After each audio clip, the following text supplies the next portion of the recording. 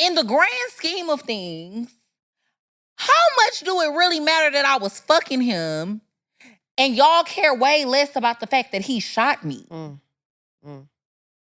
And then in the midst of all of this, I came around a bad group of people. I started being in the wrong company because I was going through shit. Because I lost my mother. I didn't know where life was going. I didn't know what to do. I was just looking for help. I was looking for friendship in the wrong places. And you thought that this man was your friend. And he definitely was like taking advantage of you. But at the end of the day, I just think people need more empathy for the fact that like this girl lost everybody in her life that held her down. Everybody that loved her unconditionally, like her mother, her grandmother, her dad. Like this girl really going through life by herself. You just gotta give people. And then she was young as fuck. Like Meg only what, 29 right now? She's not even 30 yet. Yeah, she's not even 30 yet. This girl is not. So I'm glad you said that. Let's take that into account. This lady is not even 30 yet. Yeah, she's only 29. So it's like, imagine the shit, all of the mistakes we made in our 20s, all of the bullshit we did in our 20s, but it wasn't documented. It wasn't on a platform for the world to see. You know what I mean? And I just feel like,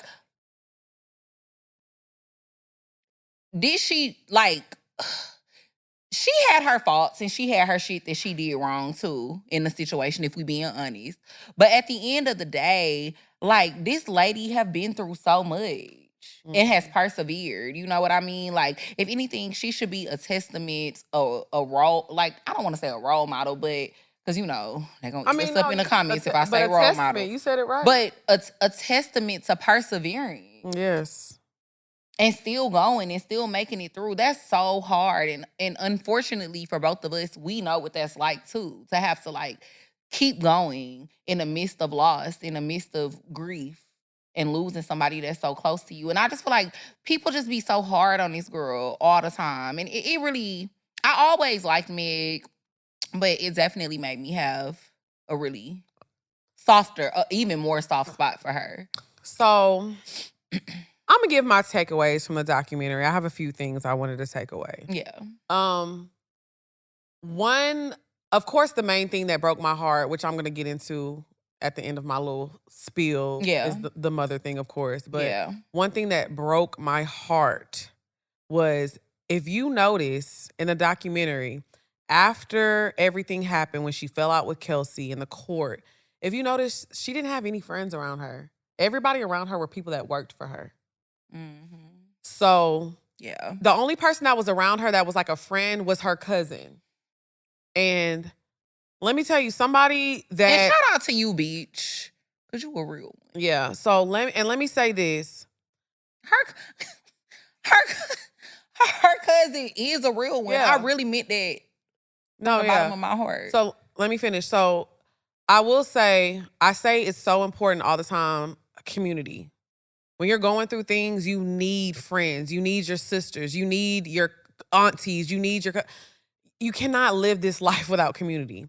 So the fact that I saw her, the fact that I saw her going through this and she didn't have community, what made me really sad. Another thing that I noticed, I specifically remember her performing her anxiety song.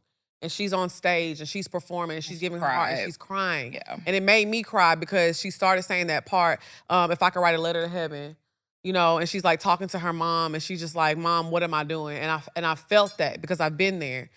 And when she got off stage, everybody around her, she was like, oh, did I look pretty? And she's just trying to have a moment because she's trying to cheer herself up. Everybody was like, oh, you did so good. Not one person grabbed her and hugged her. Not one person. And sometimes that's what you need. And in that moment, she didn't need to be Megan Thee Stallion. She needed to be Megan Pete, and she needed a fucking hug. So let me say this on top of that. The one person that I saw around her that we see that has always been, oh my God, this woman is a machine, that poured into her every time. Lori Ann fucking Gibson. She was constantly pouring into her and telling her how great. The reason that Megan is so great is because she's Megan and she's herself. But Lori Ann, who has created superstars, who has been in this industry, we interviewed her when we were in LA.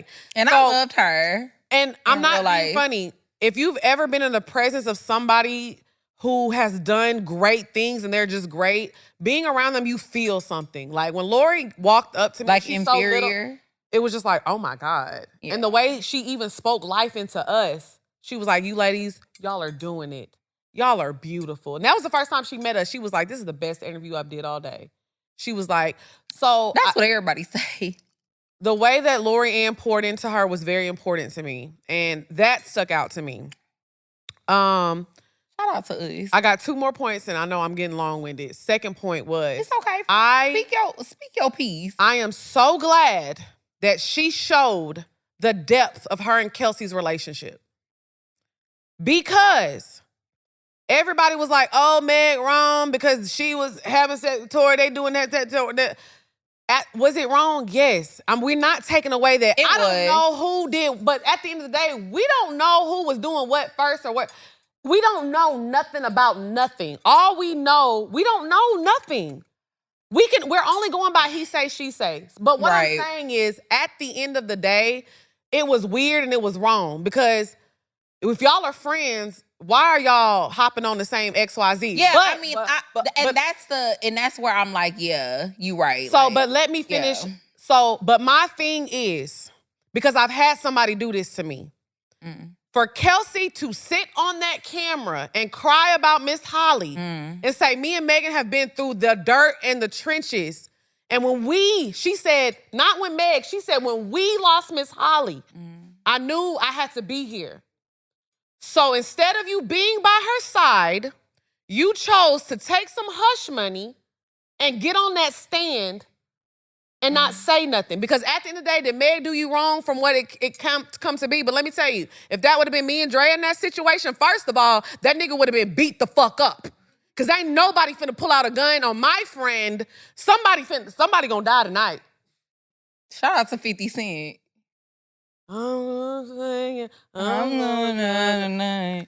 So, period. Second of all, that would have been the theme song of the night. If that was the situation, and say I'm messing with somebody, and then Dre go back though, and she messing with him, and it comes out in the car, and the same thing happens.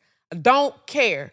I'm sitting on that stand, and I'm telling him what he did. Now, I may choose to never talk to you again. But deep down inside, I know what you're going through because you're going through a lot and you've been drinking a lot and you're struggling. So I will forgive you for my piece, but I'm never going to talk to you again. But I'm going to sit on that stand and I'm going to give you justice because no matter what, you did not deserve to almost, if that bullet would have hit a foot higher, it could have hit an artery and that woman would have died. And the narrative would have been, y'all would have needed Meg to die for y'all to care. Dance bitch is crazy. Exactly. So. Cause what, nigga? And that's probably how she responded too. Cause like, nigga, what are you talking about? Cause I want to get out the car. And like,